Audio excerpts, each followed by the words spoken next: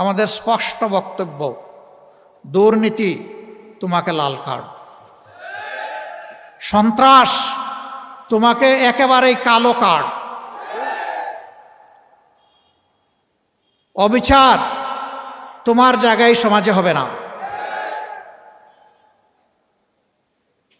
একটা দুর্নীতিমুক্ত, সামাজিক সুবিচারে পরিপূর্ণ, একটা ভারসাম্যপূর্ণ অর্থনীতির দেশ হিসাবে বুক চিতিয়ে যুদ্ধ করা যুবকদের হাতে তাদের মেধার মূল্যায়ন করে তাদেরকে দেশ গঠনে তাদেরকে কাজে লাগানোর সেই পরিকল্পনা নিয়ে আগাচ্ছে বাংলাদেশ জামাত ইসলামী। আমাদের অঙ্গীকার একেবারেই স্পষ্ট, আমরা শিক্ষা স্বাস্থ্যকে সবচেয়ে বেশি গুরুত্ব দেব। কারণ একটি ভালো জাতি গড়তে হলে অবশ্যই আমাদের একটা ভালো শিক্ষা ব্যবস্থা লাগবে। আমাদের শিক্ষা ব্যবস্থা ভালো নেই। একটা ভালো জাতি গড়তে হলে অবশ্যই সুস্থ সবল আমাদের সন্তানদেরকে চিকিৎসা দিয়ে গড়ে তুলতে হবে। আমাদের স্বাস্থ্য ব্যবস্থা সেরকমটা নয়, ভঙ্গুর স্বাস্থ্য ব্যবস্থা। আমাদের দ্বিতীয় অগ্রাধিকার হচ্ছে দুর্নীতির বিরুদ্ধে আমাদের লড়াই। আল্লাহ ক্ষমতায় কারে নিবে না নিবে উই ডোন্ট নো। এই অ্যালটমেন্ট আসবে ইনশাআল্লাহ আসমান থেকে। আমরা বাংলাদেশের জনগণের রায় পেয়ে এই দেশ পরিচালনার দায়িত্ব পাই কিংবা না পাই, দুর্নীতি মাটিতে নেমে না আসা পর্যন্ত আমাদের লড়াই চলবে ইনশাআল্লাহ। আমরা থামবো না, কেউ আমাদেরকে থামাতে পারবে না। আমাদের তৃতীয় অঙ্গীকার, সবার জন্য ন্যায় বিচার। এটার থেকে গরিব ধনী দল ধর্ম নির্বিশেষে কেউ যেন বঞ্চিত না হয়। সবাই যেন আইনের সমান সুযোগ পায় এবং ন্যায় বিচার পায়। সামাজিক এই ন্যায় বিচার নিশ্চিত করা আমাদের চতুর্থ অগ্রাধিকার। আমরা আমাদের ভাঙ্গাচোড়া অর্থনীতিকে পুনরায় আমরা গড়তে চাই এবং এখানে আমরা আমূল পরিবর্তন চাই।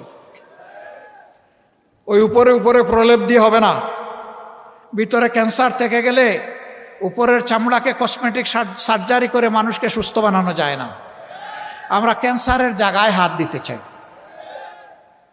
ওই জায়গাগুলো আমরা চিহ্নিত করে সুস্থ করার জন্য যেখানে দরকার যেটা সেইটাই করতে হবে ইনশাআল্লাহ। কারো মুখের দিকে তাকানো যাবে না।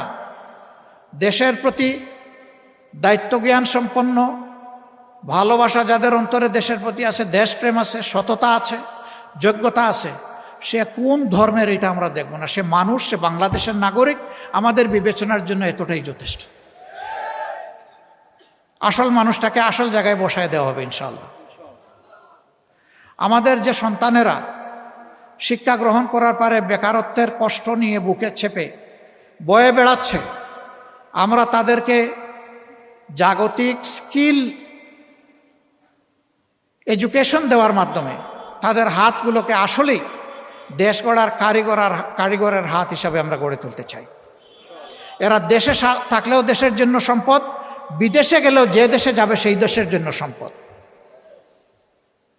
আমাদের বিপুল পরিমাণ যুব জনশক্তি আছে। দুনিয়া এখন 1 কোটির মতো আমাদের প্রবাসী কর্মচারী আছে, কাজের লোক আছে। এই লোকগুলা যদি দক্ষ হাত নিয়ে বিদেশে যেত, দেশের জন্য ভালো হতো, তার নিজের তার পরিবারের জন্য ভালো হতো। আগামীতে সেই দক্ষতা আমরা আমাদের সন্তানদের হাতে তুলে দিতে চাই। এই দেশ গড়ার কাজে নারী পুরুষ সবাই অংশগ্রহণ করবে ইনশাআল্লাহ। একটা সমাজে সকল পুরুষ কিন্তু কাজ করে না।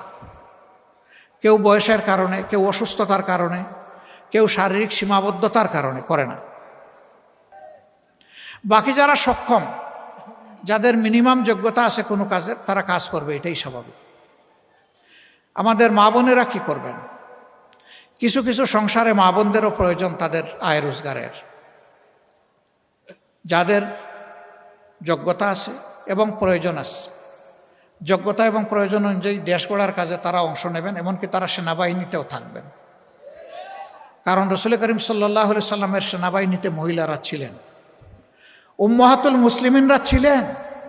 একমাত্র বদর যুদ্ধ ছাড়া সকল যুদ্ধে আল্লাহ রসুলের সাথে কমপক্ষে আমাদের একজন মা আল্লাহ রসুলের সাথে ছিলেন। শুধু একজন মা না, বিপুল সংখ্যক মহিলা যুদ্ধে অংশগ্রহণ করেছেন। যুদ্ধের মতো কঠিন কাজ যদি রসুল করিম সাল্লাল্লাহু আলাইহি সাল্লাম তাদেরকে শরিক করেন, তাইলে দুনিয়ায় কোন কাজটা আছে তারা পারবেন না? অতএব তাদের যেখানে প্রয়োজন আছে এবং যেখানে যোগ্যতা আছে তারাও কাজ করবে।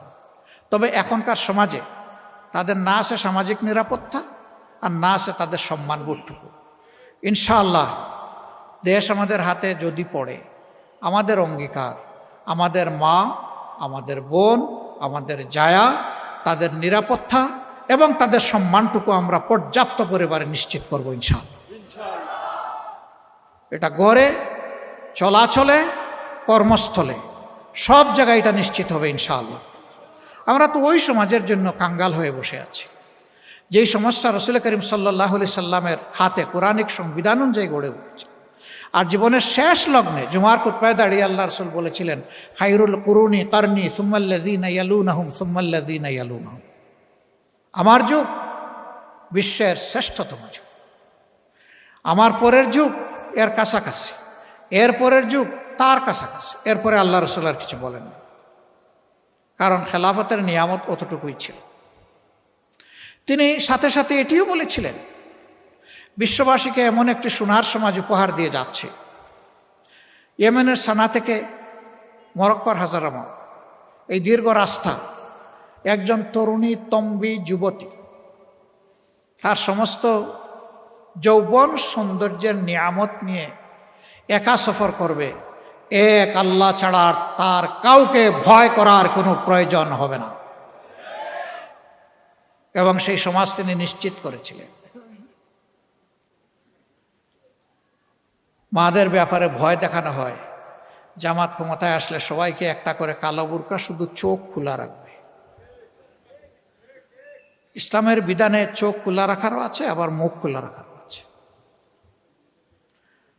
হ্যাঁ, কেউ যদি চোখও না ডাকেন, মুখও না ডাকেন, জামাতে ইসলামে কাউকে জোর করে বুরকা পরাবে না। এই কল্যাণ রাষ্ট্রের সৌন্দর্য উপলব্ধি করে আলহামদুলিল্লাহ আগ্রহী হয়ে মারাই তারা সৌন্দর্যের শালীন পোশাক তারা কবুল করে নেবেন ইনশাআল্লাহ। কাউকে বাধ্য করা হবে না, দরকার নাই। ইসলাম কোনো ব্যাপারেই কাউকে বাধ্য করে। ইসলামের দুয়ার ওপেন, রাস্তা খুবই সোজা এবং মসৃণ, ফ্রিকশন নাই সেখানে। আজকে যুবকরা বুক চিতিয়ে যুদ্ধ করলো, কিন্তু এখন পর্যন্ত আমরা কাঙ্ক্ষিত সংস্কারটা এনে দিতে তাদেরকে পারলাম না। এটা আমাদের আফসোস। কেন পারলাম না আপনারা জানেন। আমরা সংস্কারের দিকে যতবার এগুতে চেয়েছি, কেউ না কেউ আমাদেরকে কোমর ধরে পিছন দিকে টেনে রেখেছে। এইটা চাই না, ওইটা চাই না, এটার দরকার নাই, শুধুমাত্র ইলেকশন দরকার। তো ইলেকশন তো আগেও হয়েছে। ইলেকশন তো এই দেশের মানুষকে কল্যাণ এবং মুক্তি দিতে পারে নাই। ইলেকশন অবশ্যই প্রয়োজন, তবে ইলেকশনের মতো ইলেকশন প্রয়োজন। ওই পুরানা স্টাইলের ইলেকশন দিয়ে দেশে কোনো কল্যাণ কেউ দিতে পারবেন না, এটা ইম্পসিবল। আমরা একটা অর্থবহ নির্বাচন, একটা সুষ্ঠু নির্বাচনের জন্য প্রস্তুতি নিচ্ছি ইনশাআল্লাহ।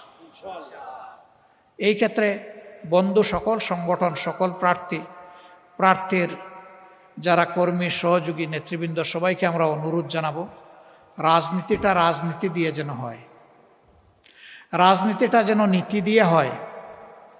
রাজনীতিতে নেমে আমরা যেন কাদা ছুড়াছুড়ি না করি, আমরা যেন পরিবেশ কেউ নষ্ট না করি, আমরা যেন কেউ গায়ের জোর খাটানোর চেষ্টা না করি, আমরা যেন কালো টাকা দিয়ে কেউ মানুষের বিবেক কেনার দুঃসাহস না দেখাই। টাকা দিয়ে তো ভাই আপনি গরু, ছাগল, মুরগি কিনবেন, মানুষ কিনবেন কেন? মানুষ তো আশরাফুল মাখলুকাত। টাকা মানুষের দিকে বাড়ানোর মানেই হচ্ছে তাকে অপমান করা। এরকম কেউ মেহেরবানি করে করবেন না। আমরা তো করার প্রশ্নই উঠে না, এটা আমাদের প্র্যাকটিসে নাই, আমাদের চিন্তায়ও নাই, কল্পনায়ও নাই। আমরা এটাকে ঘৃণা করি। যদি আমাদের কথায় আস্থা রেখে একজন মানুষও ভোট দেয়, এটাই বুঝবো আমাদের সফলতা। আর আমাদের উপরে যদি আস্থা না থাকে আর সব বুট যদি কিনে এনে বাক্সে আমরা ঢুকিয়ে দিই, এটা আমাদের নির্লজ্জ ব্যর্থতা। আমরা ওই নির্লজ্জ ব্যর্থতার দিকে যেতে চাই না। ভোট আপনার আমানত, আপনি কারে দিবেন না দিবেন, তবে অবশ্যই দিবেন। ভোটটা আপনি প্রয়োগ করবেন, ভোট দেওয়া থেকে আপনি বিরত থাকবেন না। মনে রাখবেন, আপনার আমার জন্ম কোনো দলের জন্য হয় নাই, আপনার আমার জন্মই হয়েছে আল্লাহ তাআলার প্রয়োজন পূরণের জন্য, এই সৃষ্টির সৌন্দর্য বিধানের জন্য, দেশ এবং জাতিকে কল্যাণের দিকে নেওয়ার জন্য। অতএব আমার কাছে দল যেন বড় না হয়, আমার কাছে আমার বিবেক যেন বড় হয়। কোনো দলের প্রতি অন্ধ হয়ে সেই দলের অন্ধ সমর্থক হওয়ার প্রয়োজন নাই, অ্যাটলিস্ট আমাদের দলে প্রয়োজন নেই। যারা এই দলটাকে ভালোবাসবেন তারা যেন কলিজা দিয়ে ভালোবাসেন। আপনার বিবেক যেন বলে যে হ্যাঁ, এই দলটা আমার ভালোবাসা পাওয়ার উপযুক্ত, তাইলে আপনি ভালোবাসবেন। আপনার বাপ দাদা, আপনার কোনো ভাই বন্ধু এই সংগঠন করতেন, শুধু এতটুকু জায়গা থেকে এই দলকে আপনি চাইলেও ভালোবাসতে পারবেন না। এই দলকে ভালোবাসতে হলে এই দলের আদর্শকে ভালোবাসতে হবে। আর আমাদের আদর্শ কোনো বানাওয়াট আদর্শ না, আমাদের আদর্শ আল্লাহ তাআলার দেওয়া যে আদর্শ, যার চাইতে শ্রেষ্ঠ কোনো আদর্শ হতে পারে না। এই জন্য আমরা আপনাদেরকে অনুরোধ করব যে আপনাদের হাত দিয়ে ব্যালটে যেন বিবেকের প্রতিফলন ঘটে। আমাদের কথাগুলো যদি ভালো লাগে, আপনি নিজে আমাদের জন্য দোয়া করবেন। আপনি আপনার পরিবারের লোকদেরকে বলবেন, আপনার প্রতিবেশীদেরকে বলবেন, আপনার কর্মস্থলের সঙ্গীদেরকে বলবেন। যদি আমাদের কোনো কথা আপনার অপছন্দ হয়, আমাকে বলবেন। আমরা কথা দিচ্ছি সংশোধন হব ইনশাআল্লাহ। এটা যদি কোনো বাজে কথা হয়, মন্দ কথা হয়, আমরা সংশোধন করে নেব। ভালো হলে আমাদেরকে বলবেন না, অন্যকে বলবেন। আর আমাদের কথা মন্দ হলে আমাদেরকে বলবেন। আজকের এই রাতে কষ্ট করে আপনারা এখানে এসেছেন, আপনাদের সবার প্রতি আমরা কৃতজ্ঞ। সবাই দোয়া করবেন। ফেব্রুয়ারির প্রথমার্ধে যে নির্বাচনের জন্য জাতি পিপাসার্থ হয়ে বসে আছে, এই যে জেনারেশনে একটা ভোটও দিতে পারল না, এই যে মানুষগুলো গত তিনটা নির্বাচনে ভোট কেন্দ্রে যাওয়ার কোনো গরজ অনুভব করলো না বা পরিবেশ পেল না, আগামী নির্বাচন যেন তার সব কিছুর জবাব দিতে সক্ষম হয়। একটা সুষ্ঠু নির্বাচন হোক।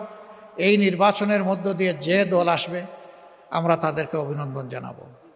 ঠিক অনুরূপভাবে আমরা যদি আল্লাহর ইচ্ছা এবং আপনাদের দোয়া ভালোবাসায় আসি, আমরা তাদের কাছেও প্রত্যাশা করব তারাও আমাদেরকে অভিনন্দন জানাবে ইনশাআল্লাহ। রাজনীতির সৌন্দর্য এইভাবে ফুটে উঠুক এবং আমাদের দেশ কল্যাণের রাজনীতির দিকে এগিয়ে যাক।